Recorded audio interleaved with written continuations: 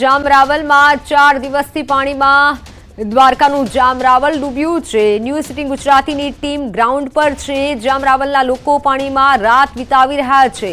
રસ્તા પર ભયંકર નદી વહી રહી છે।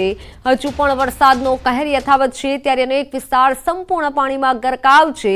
ન્યૂઝ 18 ગુજરાતીની ટીમ હાલ સ્થળ પર પહોંચી છે, ખૂણે ખૂણે પહોંચી છે, જ્યાં તબાહીના દ્રશ્યો સામે આવી રહ્યા છે।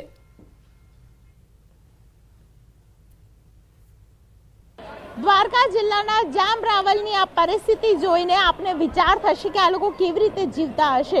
ગઈકાલે 2 સગર્ભા મહિલાઓને બાળકનું અવતરણ થયું અને તે પણ અહીં જ થયું। સ્થાનિક ડોક્ટર દ્વારા અહીં કરવામાં આવ્યું। આ જ પાણી વચ્ચે આપ જોઈ રહ્યા છો ગામની પરિસ્થિતિ એવી છે કે જ્યાં જુઓ ત્યાં માત્ર ને માત્ર પાણી છે। હાથમાં બાળકો લઈને લોકો અહીંથી પસાર થાય છે। આપ જોઈ રહ્યા છો જીવન જરૂરિયાતની વસ્તુઓ લઈને પણ અહીં લોકો પસાર થઈ રહ્યા છે। જામરાવલની આ પરિસ્થિતિ છે જે દ્વારકા જિલ્લામાં આવેલું છે અને દ્વારકા જિલ્લાના કલ્યાણપુર તાલુકાની અંદર જામરાવલમાં દરેક ઘરની અંદર પાણી છે।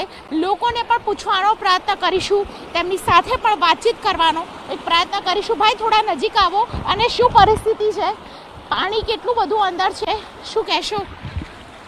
પાણી તો બધાના ઘરમાં કરી ગયું। રાવલમાં 70% પબ્લિકના ઘરમાં પાણી કરી ગયું। શું લઈને નીકળ્યા છો? આ દહીંનું ધરાવા જાય। ઘરમાં લોટ નથી ખાવા? ના, લોટ તો ના જ હોય ને બેન। 3-4 દિવસ થયા કન્ડિશન, 3 દિવસ થયા। 3 દિવસથી લોટ નથી લોકોના ઘરમાં અને અહીંથી જ્યારે લોકોને પસાર થવું પડે છે ત્યારે આપ જોઈ રહ્યા છો કેવી પરિસ્થિતિની અંદર પાણીમાંથી લોકો પસાર થઈ રહ્યા છે। ભાઈ, તમારું ઘર છે અહીંયા? હા, નજીક જ છે। ઘરમાં 4 અને શું થયું ઘરમાં? પાણીની પરિસ્થિતિ કેટલી ખરાબ છે? આજે 3 દિવસે ઘરમાં બહાર નીકળવું પડ્યું છે। ત્યાં સુધી 3 દિવસ ઘરમાં પાણી જ હતું। ખાવાનું પીવાનું લાઈટ, ખાવા પીવાનું બધું 2 દિવસે બંધ હતું અને લાઈટ તો હમણાં આવી છે, થોડીક વાર થઈ, કલાક। બાકી 3 દિવસ તો હતી જ નહીં। 3 દિવસ હતી નહીં। કેવી રીતે રાત રહેતા હતા ભાઈ? રાતે સેટી ઉપર સેટી ચડાવીને માથે બેઠા રાતું કાઢી છે। અને પરિસ્થિતિ એટલી ખરાબ હતી તો તંત્રનું કોઈ વ્યક્તિ અહીંયા આવ્યું જોવા? ના, તંત્ર તો આવી શકે એમ જ નતું। બધી બાજુ પાણી હતું એટલે કોઈ શક્યતા જ નથી કે કોઈની સહાય મળે અમને। આખું ગામ છે તબાહ થઈ ગયું છે, તહેસ નહેસ થઈ ગયું છે। 3 દિવસથી આ ત્રણેય લોકો, ખાસ કરીને જે પરિસ્થિતિની છે ત્રણેય ગામની અંદર પરિસ્થિતિ છે, એમાં જામરાવલમાં ન્યૂઝ 18 ગુજરાતી ગ્રાઉન્ડ ઝીરો પર પહોંચ્યું છે કે જે આપ જોઈ રહ્યા છો માત્ર ને માત્ર અહીં પાણીનું સામ્રાજ્ય છે। કેમેરામેન અમિત શર્મા સાથે દીપિકા ખુમાણ, ન્યૂઝ 18 ગુજરાતી, દ્વારિકા। જામરાવલની આ પરિસ્થિતિ છે, તમે દ્રશ્યો જ જોઈ લો કે કેવી હાલત છે અત્યારે લોકોની। ન્યૂઝ 18 ગુજરાતીની ટીમ જે ગામમાં પાણી ઘૂસ્યું છે ત્યાં પહોંચી છે। જામરાવલ ગામ કે જ્યાં પાણીનો પ્રકોપ યથાવત છે, પરંતુ ન્યૂઝ 18 ગુજરાતીની ટીમ ગ્રાઉન્ડ ઝીરો રિપોર્ટ પર આપને તમામ ખબર પહોંચાડી રહી છે। દ્વારકામાં કલ્યાણપુર તાલુકામાં અમે પહોંચ્યા છીએ અને આપ મારી પાછળ જોઈ રહ્યા છો પાણી જ પાણી છે। આ જામરાવલ ગામના દ્રશ્યો છે કે જામરાવલ ગામની અંદર ઘણા અર્થમાં જે પાણી ભરાયું છે તેને કારણે લોકો કેટલા પરેશાન છે। આખું ગામ છે તે પાણીમાં ડૂબી ગયું છે અને તેને કારણે ગામના દરેક ઘરની અંદર પાણી જ પાણી છવાઈ ગયું છે। કેટલા દિવસથી આમ પાણીમાં છો ભાઈ? 3-4 દિવસ ઘરમાં ઘોટણ પાણી છે। ઘરમાં પાણી છે? હા, તાવ આવ્યો છે બાળકને? હા, શરદી ઉધરસ તાવ આવ્યો છે। આ મેડિકલ સુવિધા માટે આ લોકો પાણીમાં ચાલીને જઈ રહ્યા છે। નાનું બાળક છે જેને છેલ્લા 3 દિવસથી પાણીમાં રહેવાને કારણે શરદી ઉધરસ ને તાવ છે। આ પરિસ્થિતિ ગામની છે। આ ગામ કલ્યાણપુર તાલુકામાં આવેલું છે, જામરાવલ ગામ, કે જ્યાં અહીં પાણી ભરાવાની સમસ્યાને કારણે લોકો ત્રાહિમામ પોકારી ગયા છે।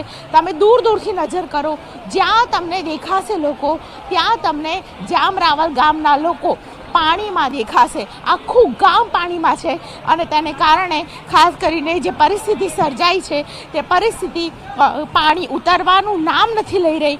છેલ્લા 3 દિવસથી આ પ્રકારની પરિસ્થિતિને કારણે ગામના દરેક વ્યક્તિ છે એકબીજાની મદદે આવી રહ્યા છે। 3 દિવસ ત્યાંથી લોકો ભૂખે છે। પ્રેગ્નેન્ટ સ્ત્રીથી માંડીને ઘણા લોકોને બીમારી છે, પણ કોઈ દવાખાને જઈ શકતું નથી। તમે જોઈ શકો છો કે અહીંથી માણસો નીકળી નથી શકતા। 2 ડિલિવરી એ સ્થાનિક ડોક્ટરોએ કરી છે, પણ આ કોઈ તંત્ર ભાવ પૂછવા આવતું નથી ભાવ પૂછવા આવતું। અને એનડીઆરએફ ની ટીમ પણ ના આવી અંદર ગામ પોતાના સ્વાર્થ માટે લોકોના મત લઈ લે છે, પણ કોઈ નેતાઓ નથી આવ્યો, કોઈ સાંસદ સભ્ય, કોઈ ધારાસભ્ય, કોઈ નથી આવ્યું, કોઈ તંત્ર કોર્પોરેટર પણ નથી આવ્યું, પોતાના ઘરમાં બેઠા શાંતિથી બેઠા છે પણ કોઈ જોવા માટે નથી આવ્યું કે અહીંના લોકોનું કે જોઈએ છે પણ કોઈ નથી આવ્યું. અંદર આગળ એટલા બધા પાણી છે. માળ ડૂબેલા છે, અડધા માળ ડૂબેલા છે પણ કોઈ નથી વ્યવસ્થા કરવા માટે. જમવાનું પોતે અહીંના સ્થાનિક લોકો છે એ સારા કરે છે કે એ પ્રોવાઈડ કરે છે, બાકી કોઈ નથી આવેલું આજ દી લગન. હા, પોતાના ઘરમાં એસી આરામથી કરે છે પણ કોઈ નેતાઓ નથી આજ દી લગન આવ્યું. ખાસ કરી બહુ રાવલની દશા બહુ ખરાબ છે, લાખોનો માલ નુકસાન આવેલો છે. ન્યૂઝ 18 ગુજરાતી ગ્રાઉન્ડ ઝીરો પર પહોંચ્યું છે કે જ્યાં પરિસ્થિતિ એ પ્રકારની છે અમે ઊભા પણ ન રહી શકીએ એટલું પાણી છે. એટલે 3 દિવસથી આ લોકો આટલા પાણીમાં ફોર્સ વચ્ચે કેવી રીતે રહેતા હશે, કારણ કે પાણી છે તે સીધું ધક્કો મારી રહ્યું છે તમને આગળ ધકડવા માટે અને ધીમે ધીમે પાણી એટલું બધું વધી ગયું છે કે પરિસ્થિતિ ખૂબ જ ખરાબ છે. ઉપરથી આવતું જે પાણી છે આખું ગામમાં ફરી વળ્યું છે અને તેને કારણે ગામવાસીઓ ખૂબ જ પરેશાન છે.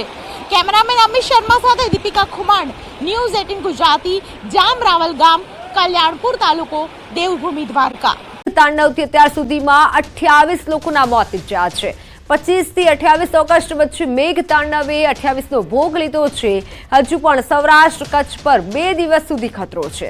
રાજ્યનો સરેરાશ 109%થી વધુ વરસાદ નોંધાયો છે. સૌથી વધુ કચ્છમાં સિઝનનો 154%થી વધુ વરસાદ નોંધાયો છે. કલાક ગુજરાત પર ડીપ ડિપ્રેશન રહી શકે છે. દર કલાકે માત્ર 3 કિલોમીટર અંતર કાપી રહ્યું છે ડીપ ડિપ્રેશન. ધોરડો નજીક જે સિસ્ટમ બની રહી છે ડીપ ડિપ્રેશન નોંધાયું છે. છેલ્લું લોકેશન ત્યાં જોવા મળ્યું છે. હજુ 100 કિલોમીટર આગળ વધે ત્યારે બહાર નીકળશે સિસ્ટમ. 12 કલાક એક જ જગ્યાએ રહ્યા બાદ થોડું આગળ વધ્યું છે. જેટલું ધીમું આગળ વધે તેટલી મુસીબત વધુ. નારાયણ સરોવર નજીક દરિયામાં સિસ્ટમ જઈ શકે છે. 500 કિલોમીટરથી વધુ ઘેરાવો ધરાવે છે. સિસ્ટમની પાંખો તો અડધા અરબ સાગરમાં લંબાયેલી છે. સિસ્ટમની પૂંછડી અરબ સાગરમાં જઈ વાવાઝોડું બનવાની સંભાવના સેવવામાં આવી રહી છે. ફોનલાઈન પર સંવાદદાતા લખમણ જોડાઈ ચૂક્યા છે. લખમણ, આ સિસ્ટમ કઈ રીતે આગળ જઈ રહી છે? ખતરો ક્યાં સુધી જશે અને કચ્છ પર કેટલો ખતરો, સૌરાષ્ટ્ર પર કેટલો ખતરો? જે મિત્તલ, ખૂબ માઠા સમાચાર છે કે આ સિસ્ટમ ધીમી ચાલી રહી છે.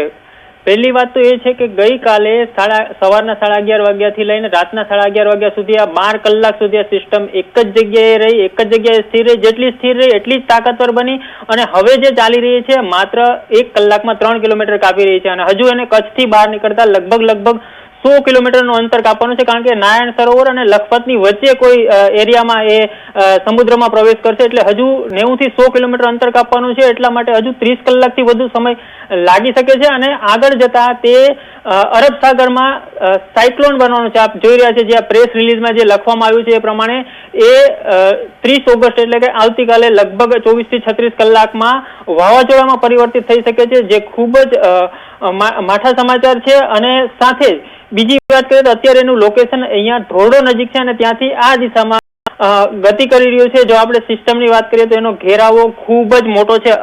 લગભગ 500 કિલોમીટરમાં તેનો ઘેરાવો છે અને તેની પાંખ અને પૂંછડીઓ અડધા અરબ સાગર સુધી ફેલાયેલી છે. અને જે આ પાંખ અને પૂંછડીઓ હોય છે તેના વાદળો વરસાદ આપતા હોય છે. એટલે હજુ પણ સૌરાષ્ટ્ર અને કચ્છમાંથી ખતરો ટળ્યો નથી. હજુ પણ 48 કલાક સુધી આ તમામ વિસ્તારોમાં વરસાદ પડી શકે છે. મિત્તલ, દરેક લોકોએ સાવધાન રહેવાની જરૂર છે. હજુ પણ ઘરમાં રહેવું હિતાવહ છે, કારણ કે ગમે ત્યાં પૂર આવી શકે છે. મિત્તલ, બિલકુલ લખમણ, આભાર માહિતી બદલ. તો ગમે ત્યાં પૂર આવી શકે છે, ખતરો હજુ ગયો નથી. ડીપ ડિપ્રેશનની સ્થિતિ અમારા સહયોગીએ જે જણાવી તે પ્રમાણે હજુ પણ ખતરો છે, ખાસ કરી કચ્છમાં અને સૌરાષ્ટ્રમાં. ડીપ ડિપ્રેશન કચ્છ તરફ આગળ વધી રહ્યું છે, જેની